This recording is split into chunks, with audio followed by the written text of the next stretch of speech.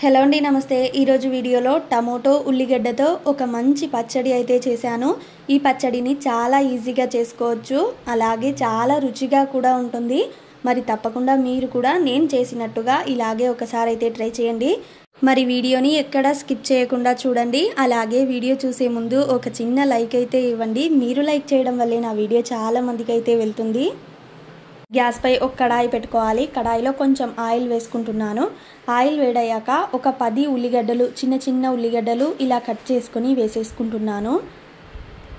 ఉల్లిగడ్డల్ని మరీ చిన్నగా కట్ చేయాల్సిన అవసరం లేదు. ఇలా నేను చూపించినట్టుగా ఇలా కట్ చేసుకుంటే సరిపోతుంది.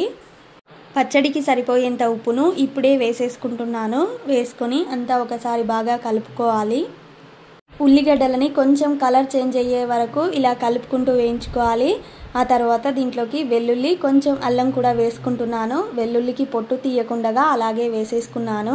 వేసుకొని అంతా ఒకసారి బాగా కలుపుకోవాలి.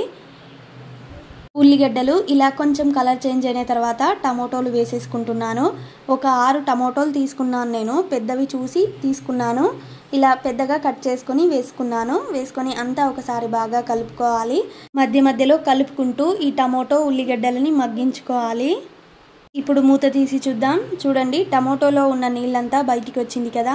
ఇప్పుడు ఎండు కరివేపాకు వేసుకుంటున్నాను. ఇలా చేత్తో చిదిమి వేసుకోవాలి. వేసుకొని అంతా ఒకసారి బాగా కలుపుకోవాలి. టమోటో ఉల్లిగడ్డ ఇలా మెత్తబడిన తర్వాత సగం టీ స్పూన్ పసుపు, అలాగే 1.5 టీ స్పూన్ కారం వేసుకుంటున్నాను.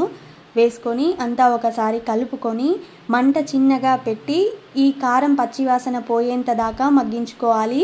ఒక 10 నిమిషాల పాటు పూర్తిగా మంట చిన్నగా పెట్టి మగ్గించుకుంటే సరిపోతుంది. మంటను పెద్దగా పెట్టారంటే ఈ కారం మాడిపోతుంది. ఈ పచ్చడి అసలు రుచిగా అనిపించదు. కాబట్టి కారం వేసిన తర్వాత జాగ్రత్తగా మగ్గించుకోవాలి. ఇప్పుడు మూత తీసి చూద్దాం. చూడండి, ఇలా సైడ్స్ కంతా ఆయిల్ తేలింది కదా. ఇలా ఆయిల్ వచ్చిందంటే టమోటో ఉల్లిగడ్డ పూర్తిగా మగ్గింది అని అర్థం. ఇంకా గ్యాస్ ఆఫ్ చేసేసి దీన్ని పూర్తిగా చల్లారిన తర్వాత మిక్సీకి అయితే వేసేసుకోవాలి. ఇప్పుడు టమోటో ఉల్లిగడ్డని మిక్సీకి అయితే వేసేస్తున్నాను. చూడండి, పచ్చడి అయితే రెడీ అయిపోయింది. దీన్ని నేను తాలింపు కూడా పెట్టలేదు. ఇలాగే చాలా రుచిగా ఉంటుంది. ఇంత రుచికరమైన పచ్చడిని 10 నిమిషాల్లోనే చేసేసుకోవచ్చు. చాలా అంటే చాలా రుచిగా ఉంటుంది. తప్పకుండా మీరు కూడా ఒకసారి ఇలాగే ట్రై చేయండి.